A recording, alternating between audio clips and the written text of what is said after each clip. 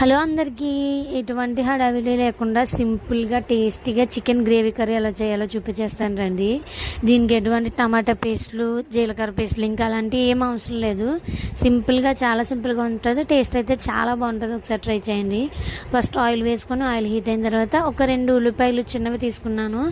అవి మంచిగా ఫ్రై చేసుకోవాలి. తురిమేసుకోవాలన్నమాట, పేస్ట్ కాకుండా తురిమేసుకొని అందులో పచ్చిమిర్చి వేసుకొని మంచిగా ఫ్రై చేసుకోవాలి. అవి ఫ్రై అయ్యేటప్పుడే కొంచెం సాల్ట్, కొంచెము అల్లం వెల్లుల్లి పేస్ట్ ఎక్కువ పడుతుంది అనమాట. దాంతోనే గ్రేవీ వస్తుంది మనకి. ఒక 2 స్పూన్లు అల్లం వెల్లుల్లి పేస్ట్ వేసుకొని బాగా పచ్చివాసన పోయే వరకు ఫ్రై చేసుకోవాలి. అందులోనే మీకు సరిపడా కారము, ఉప్పు, మంచిగా వాష్ చేసి పెట్టుకున్న చికెన్ కూడా వేసుకొని చికెన్లో కొంచెం వాటర్ వచ్చేంత వరకు కింద అడుగు పెట్టకుండా కలుపుతూనే ఉండాలన్నమాట.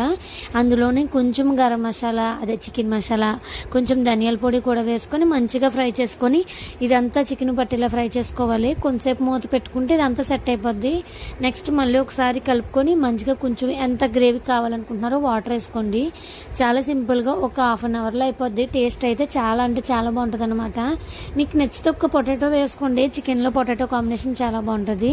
అలా ఒక 5 మినిట్స్ ఉడికించాలంటే చికెన్ కూర